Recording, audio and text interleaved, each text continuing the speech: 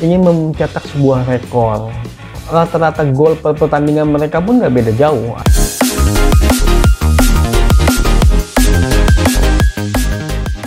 Ketemu lagi dengan kami Prometic Channel.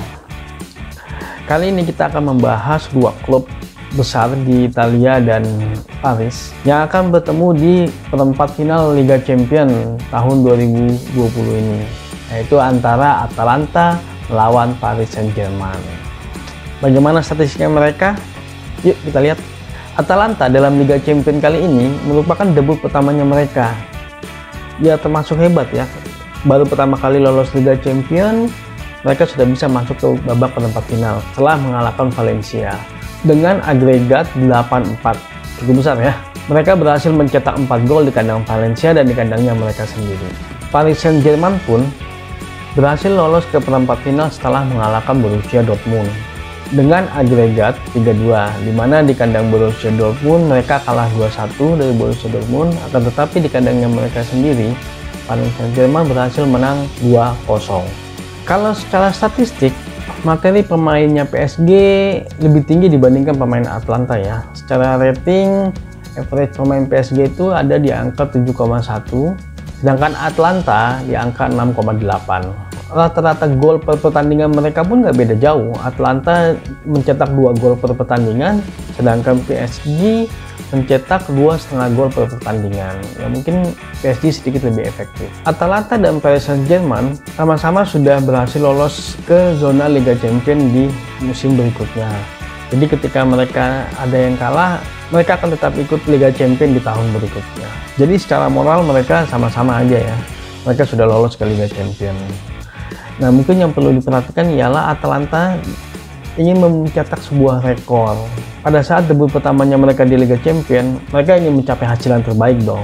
Nggak cuma hanya berhenti di perempat final. Jika mereka berhasil ke semifinal, maka dia akan menyamai rekornya Villarreal yang berhasil debut pertama kali masuk ke Liga Champions langsung masuk ke semifinal. Nah, kalau mereka bisa sampai ke final, berarti mereka adalah satu-satunya tim yang berhasil maju ke final untuk debut pertamanya di Liga Champions. Ya, kita lihat aja selanjutnya seperti apa Atalanta ini. Sebagai kuda hitam memang patut diperhitungkan ya. Apalagi performa dia di Liga Italia gak jelek-jelek banget, karena terakhir menempati di posisi ketiga. Kita lihat pemain kunci dari masing-masing tim ya. Yang pertama di Atalanta ada yang namanya Ilicic. Saat ini Ilicic mempunyai rating yang tertinggi di Atalanta. Dari 21 kali penampilan, dia sudah berhasil mencetak 15 gol dan 5 assist. Secara ofensif statistik pun performanya cukup baik. Dia berhasil melakukan key passing sebanyak 2,1 per game dan melakukan dribble successful sebanyak 2,3 per game. Pemain kedua yang menjadi key player adalah Gomez. Sang kapten yang memegang nomor punggung 10 ini sudah melakukan 7 gol dan 15 assist dari 34 kali penampilan. Sedangkan ofensif statistiknya yang cukup menarik ialah key passingnya. Key passingnya melakukan 2,8 kali key passing per game. Bagaimana dengan Paris Saint-Germain? Tentunya kalian pada tahu dong. Key player dari timnya siapa lagi kalau bukan Neymar. Pemain yang cukup eksentrik yang kadang-kadang melakukan sensasi ya. Mungkin ini yang agak-agak perlu dikhawatirkan ya. Dari 15 kali penampilan, dia sudah berhasil mencetak 13 gol dan 6 assist. Secara ofensif statistiknya pun sungguh sangat impresif. Neymar melakukan 2,6 key passing per pertandingan dan melakukan dribble successful sebanyak 6 per pertandingan. Memang ini pemain lincah sekali ya. Dribblenya juga diakui skill dribblenya di atas rata-rata. Jauh di atas rata-rata. Siapa pemain kedua yang menjadi key person di tim ini?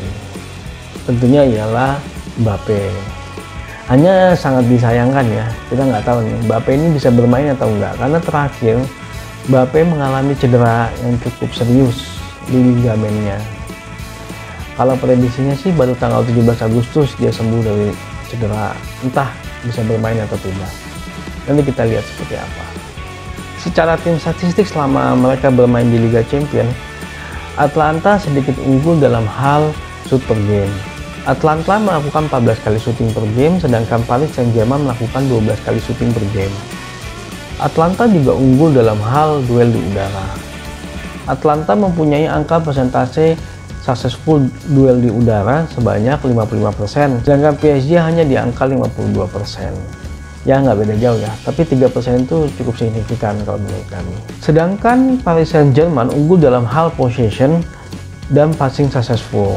Paris Saint-Germain mempunyai angka possession di 53%, sedangkan Atlanta hanya di angka 49%. Sedangkan untuk passing successful, Paris Saint-Germain di angka 87%, sedangkan Atlanta di angka 80%.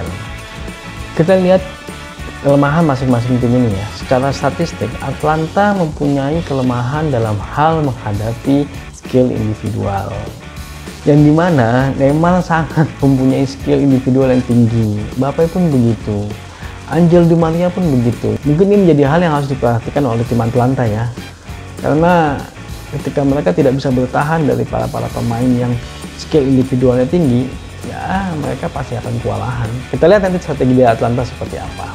Sedangkan Paris Saint-Germain memiliki kelemahan dalam hal duel di udara. Nah, sedangkan Atlanta sangat kuat dalam hal ini.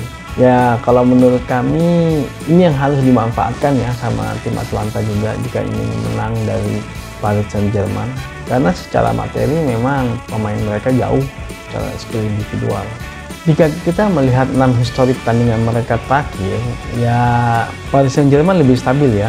Selama 6 pertandingan terakhir, 5 kali pertandingan mereka berhasil menang dan ada 1 pertandingan yang di cancel. Sedangkan Atlanta dari 6 pertandingan terakhirnya agak tidak stabil. Mereka hanya berhasil menang 3 kali, seri 2 kali, dan terakhir kalah ketika mereka melawan Inter. Nah, menariknya lagi, pertandingan ini tidak dilakukan seperti pertandingan-pertandingan sebelumnya yang menggunakan konsep home away. Pertandingan ini akan dilaksanakan di tempat netral, yaitu di Lisbon, Portugal. Dan pertandingan inilah yang akan menentukan mereka lolos ke tahap selanjutnya atau tidak. Jadi ya sepertinya dua tim ini harus berjuang ya, harus berjuang mati-matian karena tidak ada home and away, tidak ada kesempatan kedua. Kalau lihat secara materi memang Paris Saint-Germain unggul, tapi kayaknya keren juga tuh kalau misalnya Atlanta bisa menang. Mereka bisa melakukan sejarah ketika debut pertama kalinya, mereka bisa sampai ke final atau bahkan mungkin juara. Ya kita nggak tahu. Kuda hitam itu susah diprediksi. Dan secara mental pun mereka tambah beban karena mereka pemain baru di sini. Kita lihat nanti hasilnya seperti apa. Nah, jika kalian menyukai video ini, jangan lupa like, share, dan subscribe. Semoga Indonesia bisa bangkit segera dari pandemi ini. Maju sepak bola Indonesia. Adios.